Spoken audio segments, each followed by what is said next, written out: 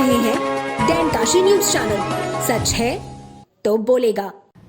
Corona से जारी जंग में सफलता की ओर बढ़ रहे बनारस के कोरोना योद्धाओं से प्रधानमंत्री नरेंद्र मोदी शुक्रवार को सीधा संवाद किए, जिसमें उन्होंने स्वास्थ्य कर्मियों के प्रयास की काफी सराहना की।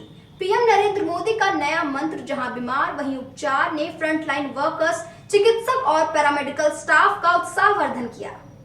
इसके साथ ही प्रधानमंत्री नरेंद्र मोदी ने 1.5 महीने में 40% संक्रमण दर को 3% पर लाने वाले चिकित्सक, पैरामेडिकल स्टाफ और अन्य स्वास्थ्य कर्मियों का उत्साह भी बढ़ाया।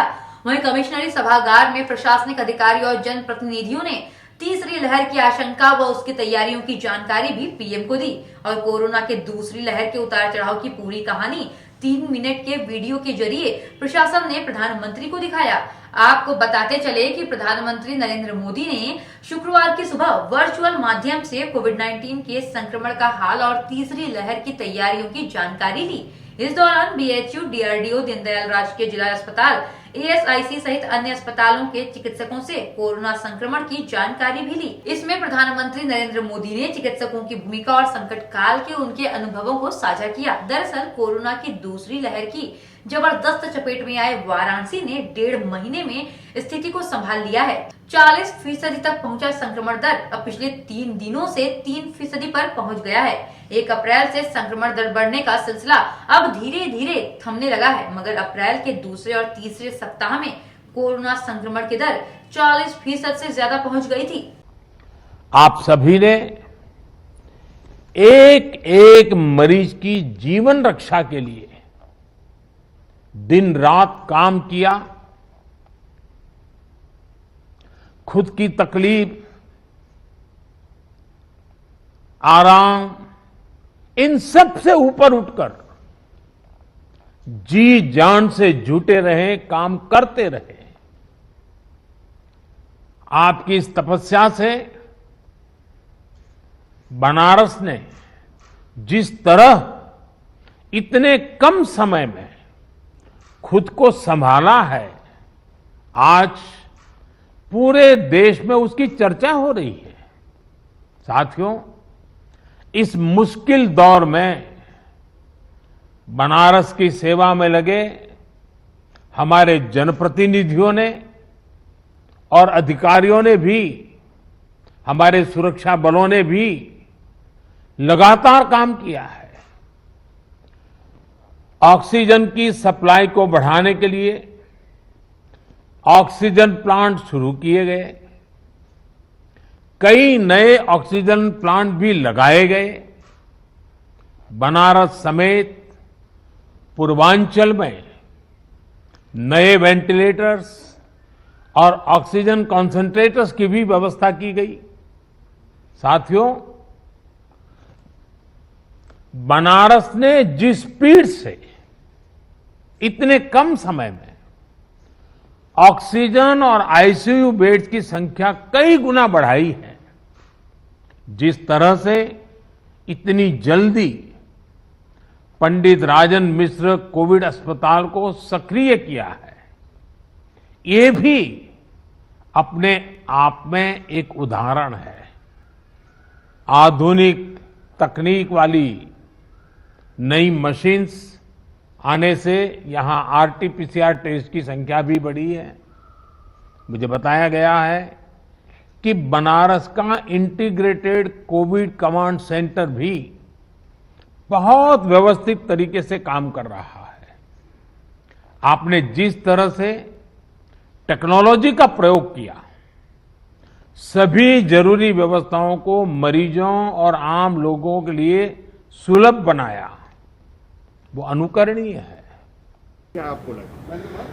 आज प्रधानमंत्री जी ने जो बताया, उन्होंने एक तरह से हम लोगों को ये आगाह किया और एक सावधान किया और एक तैयारी के लिए निर्देश दिया कि जो अब गांव के ग्रामीण क्षेत्रों में ज़्यादा से ज़्यादा हमारे रोगी जो अब पहचान में आएंगे, जो बच्चे हमारे ज़्यादा से ज़्यादा जिनको होने की आगे संभावना है, उसकी अभी से तैयारी शुरू कर दें।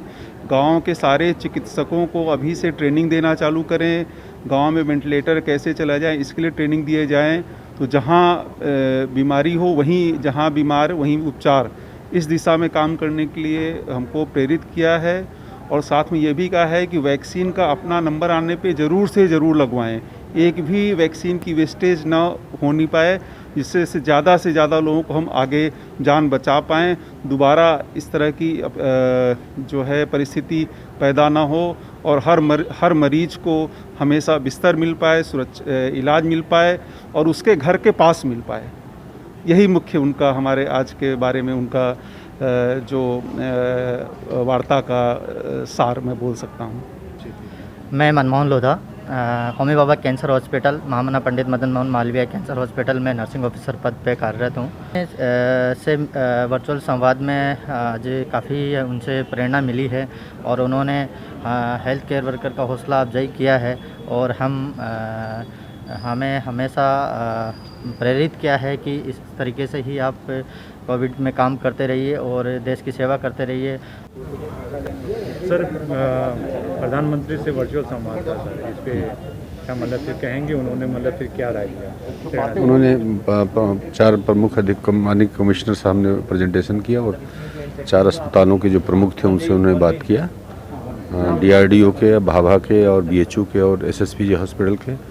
और उसके बाद उन्होंने सुझाव दिया कि जो ट्रेनिंग प्रोग्राम है इसको बेहतरीन तरीके से किया जाए, जो नीचे के PSCs वगैरह के जो ग्रामीण क्षेत्रों के डॉक्टर्स पैरामेडिकल हैं उनकी ट्रेनिंग किया जाए और बाकी गांव तक चिकित्सा सुविधाएं पहुंचाई जाए, इसके लिए उन्होंने अपने मार्गदर्शन दिया। आज इस वर्चुअल बैठक में हम लोगों को ऐसा प्रतीत हो रहा था कि हम लोग अपने प्रधानमंत्री से नहीं बल्कि अपने परिवार के अभिभावक से वार्ता कर रहे हैं और उनके पास इतना ज़्यादा अनुभव है कोरोना को लेके, न सिर्फ अपने देश का बल्कि वैश्विक अनुभव उनके पास है।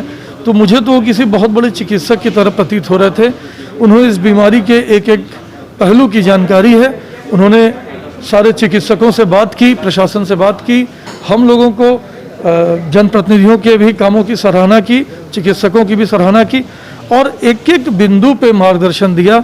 मैं बतौर जनप्रतिनिधि काशी के ये कह सकता हूँ कि उनके इस मार्गदर्शन के बाद हम सभी में एक नई ऊर्जा का संचार हुआ है और हम सभी और प्रभावी ढंग से इस बीमारी से लड़ने में अपने को सक्षम अनुभव कर पा रहे हैं। वाराणसी में ब्लैक फंगस भी अपना पाँव पसार रहा है और कुछ डेथ भी फिर हो चुके हैं। वाराणसी में सबसे ज़्यादा पेशेंट है ब्लैक। देखिए, वाराणसी सिर्फ वाराणसी जिले का अस्पताल नहीं है, वाराणसी पूरे पूर्वांचल का केंद्र है। वाराणसी बिहार, झारखंड और छत्तीसगढ़ के पेशेंट्स का भी केंद्र है, इसलिए यहाँ मरीजों की संख्या अधिक दिखती है क्योंकि सब जगह से मरीज यहाँ आते हैं।